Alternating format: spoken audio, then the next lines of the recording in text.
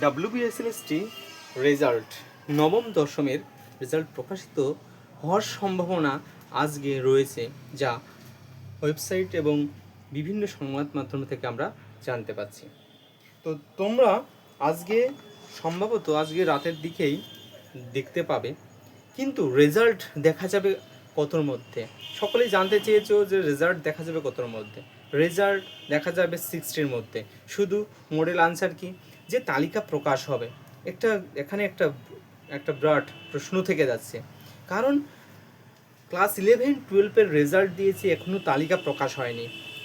তারপর যে মডেল কি আনসার ভুল রয়েছে সেটা কোর্টে আবার বিচারাধীন চলবে। সেখান থেকে বেরিয়ে শুধু মডেল আনসার কি হয়তো বা প্রকাশ করবে। তালিকা প্রকাশের সম্ভবত, আমি বলছি সম্ভবত, তালিকা প্রকাশ করতে করতে নভেম্বরের বলবো 20 নভেম্বর মানে 20 তারিখের পরে গিয়ে হয়তো তালিকা প্রকাশ করার সম্ভাবনা আছে। কিন্তু এই তালিকা কত কার্যকর হবে সেটাও একটা বিষয় রয়েছে। তো আজকে যে বিষয়টি নিয়ে আমি ভিডিও করতে চলেছি তোমাদের জানানোর জন্য যে আজকে নবম দশমের রেজাল্ট পাবলিশড হওয়ার সম্ভাবনা রয়েছে বলে এমনই খবর আমরা পেয়েছি। তো যাই হোক, তাহলে কি বলছে, আউট অফ 60 আজকের যে রেজাল্ট মডেল আনসার কি দেবে, আজকে কিন্তু তালিকা প্রকাশ নয়, আজকে শুধু কত তুমি ফাইনাল আনসার কি কত পেলে সেই আনসার কিটা দেবে। এর মধ্যেও যে ভুল থাকবে না এই বিষয় নিয়েও কিন্তু সকলের সংশয় রয়েছে। আমার তো মনে হচ্ছে যে এর মধ্যেও অনেক ভুল থাকবে।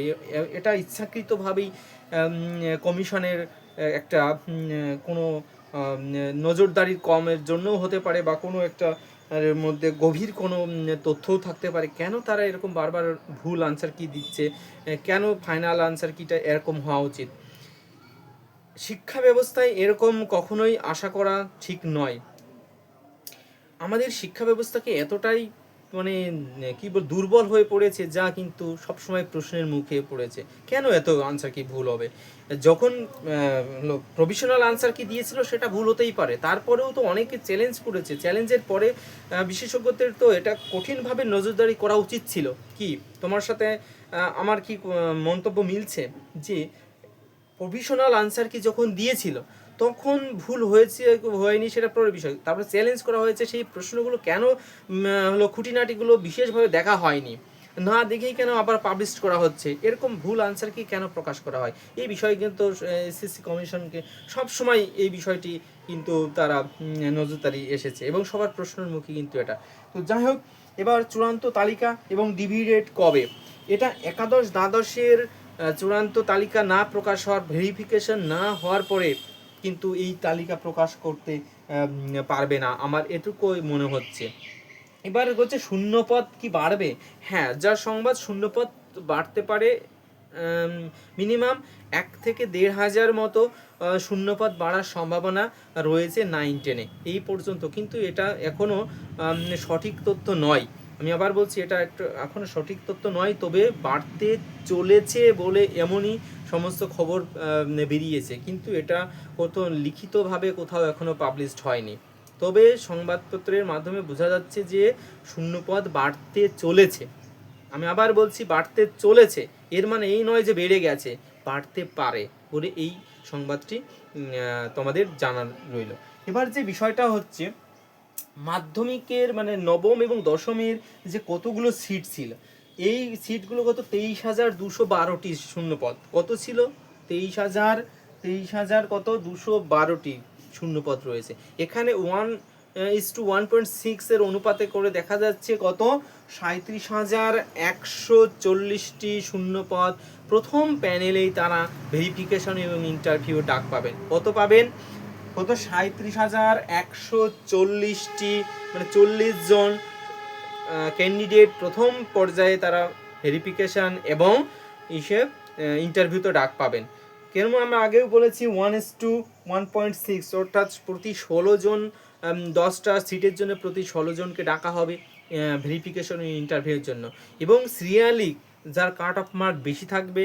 কিভাবে কাট অফ মার্ক হচ্ছে আমরা অনেক ভিডিওর মাধ্যমে বলেছি, আবার একটু তোমাদের বলছি কি 60 রিটেন, একাডেমিক 10, এক্সপিরিয়েন্স এর জন্য 10, এবং হচ্ছে ইন্টারভিউর জন্য ট্রেন এবং ডেমনস্ট্রেশন ট্রেন। অনেকেই প্রশ্ন আমাকে করেছো যে তোমরা স্যার এখনও তো অভিজ্ঞতার নাম্বার বিচারাধীন রয়েছে।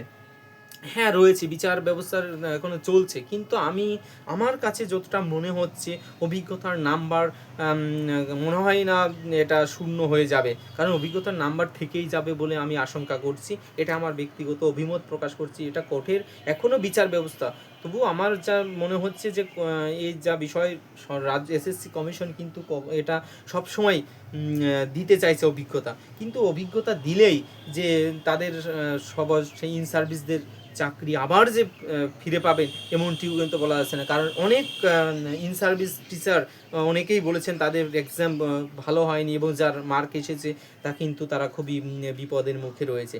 কিন্তু এই বিষয়টা লাঘবের জন্য তারা যদি প্যানেলেই না আসতে পারে তাহলে ইন্টারভিউ এবং ডেমনস্ট্রেশনে কিন্তু একটা নতুনদের একটা সুযোগ রয়েছে। আর তারা যদি এসে যায়, আমি বারবার বলছি যে তারা ইন সার্ভিসদের চাকরি কিন্তু রাজ্য কমিশন এবং রাজ্য সরকার সবসময় এমনভাবে নিজেদেরকে তৈরি করেছে যেন ইন সার্ভিসরা যেন আবার সেই চাকরিটা বহাল থাকে। এইভাবেই কিন্তু নতুনদের কিন্তু সুযোগ দেওয়ার সম্ভাবনা খুব কম বলেই মনে হচ্ছে। এখানে একটা যে তথ্যটা তোমাদের সামনে উপস্থাপন করব সেটা হচ্ছে ইন্টারভিউ এবং ডেমনস্ট্রেশনের মার্ক যে কিভাবে যে স্যাররা দেবেন সেটা কিন্তু এখন চিন্তার বিষয় এবং প্রশ্নের মুখে এটাই আসতে চলেছে। তা তোমরা যারা ইন্টারভিউ দেবে আমি বলছি নিজেকে প্রস্তুত করো, নিজের আত্মসচেতনতা বৃদ্ধি করো, কারণ যে বিষয়টা রয়েছে নিজের মধ্যে যেটা আছে সেটা 100% তোমরা দেবে। কে ইন সার্ভিস কে ফ্রেশার্স এই নিয়ে ভাবনা চিন্তার থেকে তোমরা দূরে থাকো। তোমরা ক্যান্ডিডেট ইজ ক্যান্ডিডেট, তোমরা নিউ মানে তোমরা তাদের থেকে হচ্ছে ইন্টারভিউতে কম পাবে এই রকম আশঙ্কা নিয়ে কখনো ইন্টারভিউ রুমে যাবে না। আমি এই কথাটা বারবার বলছি যে তোমরা ফ্রেশার্স, তোমরা চাকরি পাবে না, এই বিষয়টি একদম মাথা থেকে দূরে রাখো। ইন্টারভিউ সকলের জন্য, কার ইন্টারভিউ কেমন হবে এটাই। কারণ আমার একটি কথা এখানে না বললেই নয়, আমি যখন ইউনিভার্সিটিতে পড়তাম তখন সেই সময় একজন প্রফেসর আমাকে খুব ভালোভাবে এই বিষয়টি বুঝিয়েছিলেন যে তুমি যদি ভালো পড়াশোনা করো, তোমার যদি গাইডলাইন ঠিক থাকে, তুমি যদি আনসার এবং তোমার বডি ল্যাঙ্গুয়েজ যদি সব দিক থেকে যদি তুমি ঠিক থাকে, ডেমনস্ট্রেশন ঠিক থাকে, সেখানে মার্ক দিতে বাধ্য, কারণ তারাও তো মানুষ, তাদের মধ্যেও তো জ্ঞান রয়েছে। যারা তোমার ইন্টারভিউ নেবেন, ডেমনস্ট্রেশনটা নেবেন, তারাও কিন্তু একজন মানুষ, তাদের মধ্যেও কিন্তু মানে যথেষ্ট জ্ঞান রয়েছে। তাদের মনের মধ্যে এই যে জ্ঞান, সেটা কিন্তু যদি তার কোনো ভালো স্টুডেন্ট হয়, পারফেক্ট যে করতে পারবে, তাকে যদি নাম্বার না দিতে পারে তাদের কিন্তু মনের মধ্যে সবসময় দুঃখ দুঃখ দুঃখ দুঃখ করবে এবং তার মনের আঘাত থেকেই কিন্তু তাদের নাম্বার দেবে। এবং সেইভাবে তোমরা নিজেকে প্রস্তুত করো। ইন্টারভিউ ফ্রেশার্স, আমি বারবার বলছি, আবার বলছি, ফ্রেশার্স এবং ইন সার্ভিসদের নিয়ে কখনোই চিন্তা করো না। তুমি ক্যান্ডিডেট ইজ ক্যান্ডিডেট হয়েছো মানে তোমাকে নিজের মতো করে রপ্ত করতে হবে, নিজের মতো করে বলা শিখতে হবে। কিভাবে মিনিমাম 5 মিনিট বাড়িতে প্র্যাকটিস করো, কোনো জড়তাবিহীন প্রত্যেক দিন প্র্যাকটিস করো এবং কোন বিষয় নিয়ে ডেমনস্ট্রেশন দেবে সেই বিষয়টা নিয়েই তুমি করো। তারা বেঁধে দেবেন না, তোমাকে সাবজেক্ট নিজে চয়েস করতে হবে। টপিকটা তুমি বেশি বেশি করে পড়ো এবং সেই বিষয়টা সম্পর্কে A to Z নলেজ রাখো। কীভাবে শুরু করতে হবে, অনেকেই যেভাবে ডেমনস্ট্রেশন দিচ্ছেন আমি সেটার গ্রহণযোগ্য এবং আমার কাছে কিন্তু সেটা গ্রহণযোগ্য নয়। আমিও ভেবেছি যে তোমাদের কিভাবে সেই ডেমনস্ট্রেশন দেয়া যায় সেটা আমি নিজে একটা ভিডিওর মাধ্যমে অবশ্যই সে প্রকাশ করব। কিন্তু যে বিষয়টা এখন এসেছে, নবম দশমের রেজাল্ট পাবলিশ হলেও তালিকা প্রকাশে কিন্তু অনেক দেরি হবে। এই বিষয়টা নিয়েই আমরা আজকের এই তথ্য দিচ্ছি। হ্যাঁ, ভ্যাকান্সি বাড়তে পারে, কিন্তু কতটা বাড়বে আনুমানিক 1500 থেকে 1800 এরকমই শোনা যাচ্ছে। তবে আমরা জানতে পারলে অবশ্যই সে তথ্য আমরা আপডেট রাখবো। তোমরা সে পর্যন্ত নিজেদের টপিকটাকে পড়তে রাখো। তো 9-10-এর যেহেতু কোশ্চেন সহজ হয়েছিল, সেই জায়গা দাঁড়িয়ে এবার কিন্তু 60-র মধ্যে আমি কিন্তু বিলো 52 ধরে রাখছি। এটা একটা এভারেজ কাট অফ, এটা কোনো মার্ক আমি উল্লেখ করছি না, কারণ হিস্ট্রি এবং বেঙ্গলি যা মার্ক হবে তোমরা কল্পনাও করতে পারবে না। অনেকে যে 57-58 পেয়েছে, এবার অনেকে 60-র মধ্যে 9-10-এ দেখা গেছে যে 56 পেয়েছিল, সে এখন এই আনসার কিতে পেয়েছে 60 এমন হয়েছে। এটা যে চ্যালেঞ্জের পরে যে কমবে না এর কোনো কিন্তু বিষয় নেই। আসলে রাজ্য সরকার কি চাইছে, তার মোটিভটা কি, এই বিষয়টা বুঝতে কিন্তু আমাদের একটু সমস্যা হচ্ছে। তারা কি আদৌ নিয়োগ করতে চায়, নাকি এভাবে কোর্টের মাধ্যমে বিচার ব্যবস্থা। এরপরে আবার গ্রুপ সি গ্রুপ ডির তথ্য রয়েছে, তাদের পরীক্ষা নিতে হবে, সেই বিষয়গুলো রয়েছে।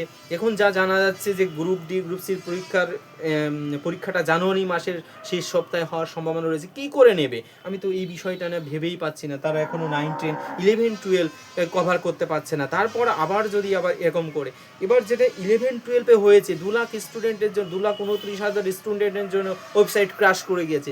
এবার কিন্তু নবম দশমের তো শিক্ষার্থীরা আরও বেশি, তাহলে সেখানে যে ক্রাশ করবে না তার কি নিশ্চয়তা রয়েছে? সেখানে যে ফল সবাই দেখতে পাবে সেটাও কিন্তু নিশ্চয়ভাবে বলতে আমরা পাচ্ছি না। তো যাই হোক, তোমরা যারা দেখছো ভিডিও নিজেদের মতো আলোচনা করো, এবং তোমরা যারা কে সাপোর্ট করছো, আমার ভিডিও দেখছো, তোমাদের যদি উপকার হয়ে থাকে তাহলে আমি মনে করবো আমার এই ভিডিওগুলো করা সার্থক, তাছাড়া অন্য কিছু নয়।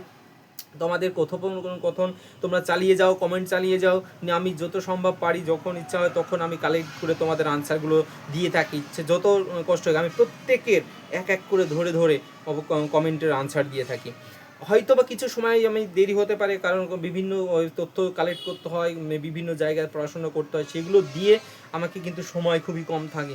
এই জন্য তোমাদের আনসার হয়তো দিতে একটু দেরি হয়, কিন্তু আমি প্রত্যেকের আনসার দিয়ে থাকি। তো যাই হোক, তোমরা কমেন্ট করো এবং বন্ধুদের সঙ্গে আলোচনা করো, এবং 9-10-এর রেজাল্টে কে কত পাচ্ছ সেই বিষয়গুলো নিয়ে তোমরা কমেন্ট করতে ভুলো না।